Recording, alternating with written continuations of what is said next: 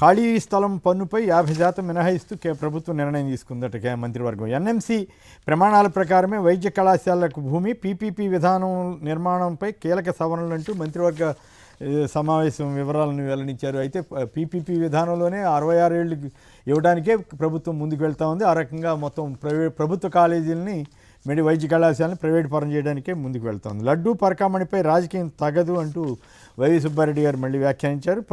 ఇక్కడ ప్రొద్దుటూరు దగ్గర 11 మంది విద్యార్థులకు మధ్యాహ్న భోజనం వికటించి అస్వస్థతకు గురయ్యారు.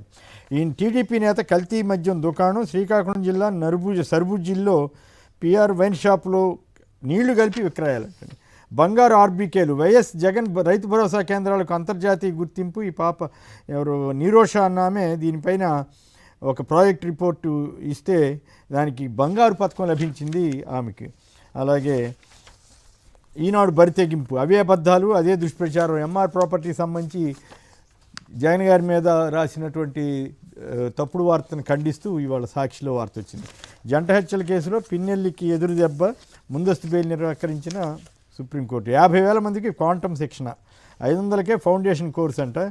ఈ డిసెంబర్ 8 నుంచి కోర్స్ ప్రారంభం అని చెప్పి మరి జనాన్ని అటువైపు తీసుకెళ్తున్నారు. మరి అంతమందికి ఉద్యోగాలు వస్తాయో రావు, కానీ అవి ప్రభుత్వ వైద్య కళాశాలలు అని చెప్పి ఎల్లో మీడియా ప్రచారం.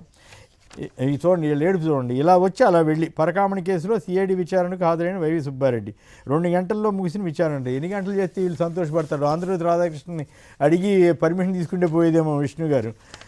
బాబు క్రెడిట్ క్యాబినెట్ సాక్షిగా బట్టబయలు, విశాఖలో అదానీ డేటా సెంటర్కు 480 ఎకరాల కేటాయింపు అంటూ మరో వార్తనిచ్చారు. ఇక అంతులేని భూదాహం, రాజధానిలో 2వ విడత 7 గ్రామాల్లో 20,494 ఎకరాలు అయినా కూడా సరిపోదని చెప్పినటువంటి మంత్రి నారాయణ మూడో దశ కూడా ఉంటుంది, అప్పుడు మళ్ళీ ఒక 25,000 ఎకరాలు తీసుకుంటామని చాలా స్పష్టంగా చెప్పారు. గతంలో 33,000 ఎకరాలతో ప్రపంచ స్థాయి రాజధాని కడతానని చెప్పి ఇప్పుడు మున్సిపాలిటీ మాత్రమే వస్తుందని చెబుతారేంటి? 2వ దశ భూసేకరణ తప్పనిసరి అన్న దాని మీద నెటిజన్లు ప్రశ్న, జస్ట్ ఆస్కింగ్ అని ప్రకాష్ రాజ్ గారి ఫోటోని పెట్టి కామెంట్ చేస్తున్నారు. మరి అంతేకాకుండా మన వెంకటేశ్వర స్వామి కృపతోటే రాజధానికి అమరావతి పేరని చంద్రబాబు గారు అన్నారు. రామోజీరావు చెప్తే అమరావతి పేరు పెట్టారన్నారు కదా, ఇప్పుడేంటి మళ్ళీ మాట మార్చారని చెప్పి కొందరు సరదాగా ప్రశ్నిస్తున్నారు.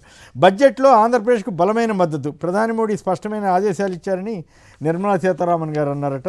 అలాగే రైతులు మరి సంతృప్తిగా ఉన్నారన్నట్టుగా నిన్న పేపర్లో వచ్చింది. ఏది అమరావతి రైతులు, అమరావతి అభివృద్ధి అన్స్టాపబుల్ అంట. అమరావతికి ఇది ఒక ఆర్థిక శక్తి అని పవన్ కళ్యాణ్ గారు అన్నారు. అలాగే అమరావతి రైతుల సమస్యలు పరిష్కరించే బాధ్యత మాదేనని మంత్రి లోకేష్ గారు అన్నారు. మరోవైపు అమరావతిలో ఆర్థిక నగరం అంట, అసలు ఆ బాంబేకి ఏంటి కూడా ఇదే గొప్పగా అవుద్దని చెప్తున్నారు. సంతోషం. రాజధాని రైతుల పరిస్థితి అత్యంత దయనీయంగా ఉందని మంగళగిరి వైసీపీ ఇన్ఛార్జ్ దొంతిరెడ్డి వేమారెడ్డి గారు వ్యాఖ్యానించారు. ఇప్పటివరకు దేశ ఆర్థిక వ్యవస్థ కేంద్రం ముంబై, ఇప్పటి నుంచి ఆర్థిక కేంద్రం అమరావతి అట. పయ్యావుల కేశవ్ గారు వ్యాఖ్య.